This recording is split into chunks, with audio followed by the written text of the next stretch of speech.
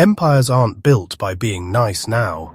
Publicly executing criminals is nothing new, but each in Rome took torture and criminal justice to levels of astonishing creativity that are hard to rival. Sure, they did have simple beheadings, and there's also the infamous Tarpeian Rock, a cliff face in Rome that convicted traitors were pearled off of. These methods of punishment weren't always enough, however, and the Romans wasted no time in devising other means for when they really wanted to send a message. By far the most famous method of execution used by the Romans was crucifixion. The idea of attaching someone to a slab of wood didn't start with Rome and was used by the Persians, Seleucids, and Carthaginians in Rome. Crucifixion was used mostly to punish slaves, disgraced soldiers, foreigners, and pirates, and was rarely used against Roman citizens.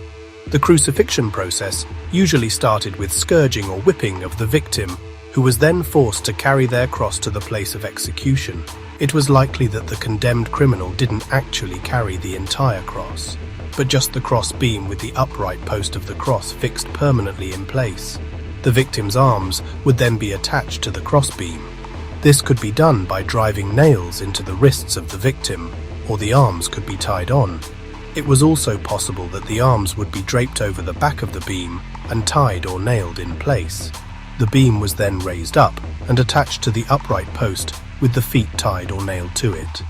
There is surprisingly little direct information about how exactly crucifixion was carried out, with the placement of the limbs and the number of nails and their location still debated by scholars. More than likely there was no specific way to do it, and executioners spiced things up as they went along. Once on the cross, the victim would survive in agony, anywhere from a few hours to several days. They would endure shock, blood loss, dehydration, and exposure, and as time went on they would suffer from slowed blood circulation. Death would finally come due to asphyxiation, since being forced to remain in this suspended position causes tremendous strain on the diaphragm and the rest of the respiratory system. The condemned would try to keep breathing by pressing down with their legs, which would relieve the pressure they would normally be left in this state until they died.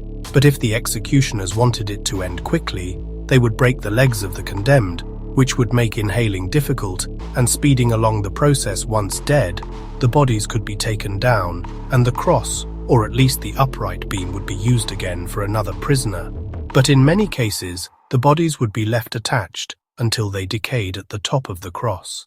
There would be a placard with the name of the criminal and the crimes committed. The entire spectacle, a gory reminder of the power and might of Rome and the consequences for defiance. By far the most infamous examples of crucifixion was the execution of Jesus of Nazareth, who was executed sometime in the first half of the 1st century.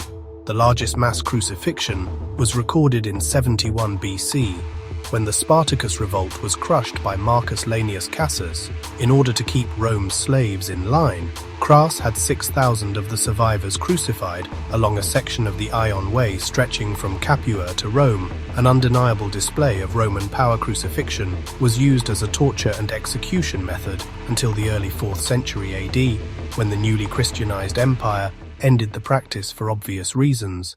If crucifixion was a drawn-out and agonizing way to die, the Romans had another method that was faster, but much more gory, and sated the desire of the Roman masses for bloodlust and spectacle during the matches in the Colosseum or other amphitheaters.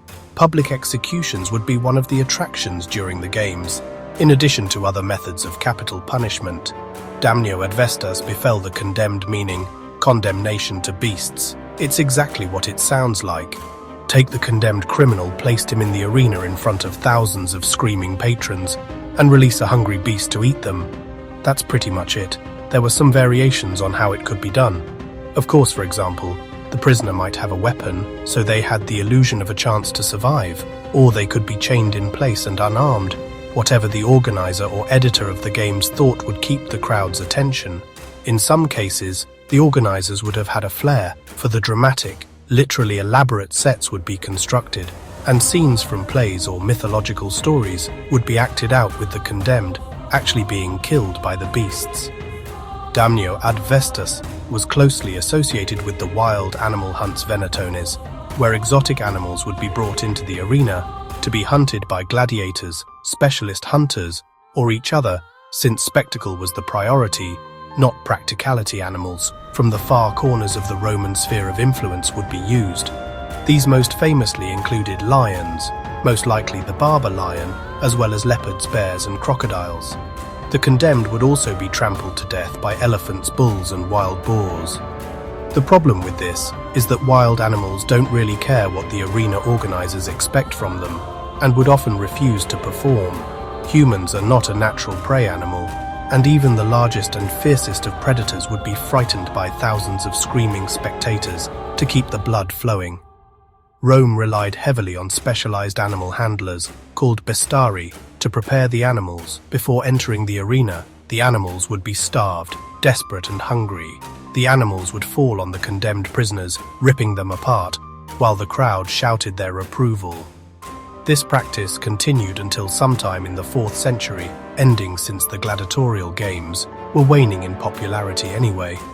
But more to the point, the number of animals sent to the arena over the centuries was so great that the Romans were running out of wild animals to capture. The carnage of the arena caused one of the greatest ecological disasters in history. Damnatio et Bestias wasn't the only time the Romans outsourced their punishments to the animal kingdom in the ancient Roman mind. The worst crime that can be committed was parasite killing one's parents or other close relative. Such a heinous crime required an equally brutal punishment. Many of these criminals would be thrown to the beasts, but sometimes, rarely, they would experience something that was far, far worse, called Poena, or punishment of the sack.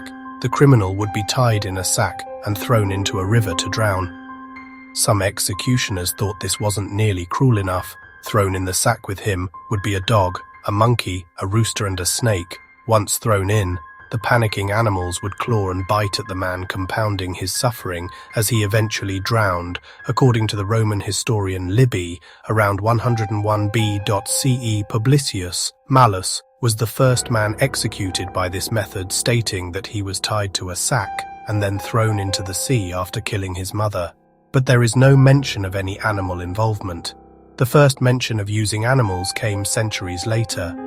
Sometimes only snakes were used. Try wrangling an I-8 dog, monkey, rooster, and snake at the same time, and see how it goes strangely well. After Rome's fall, the practice was brought back in the Middle Ages and early modern era in 1548. A millman was executed via a sack filled with all sorts of animals, but only a cat and a dog managed to escape.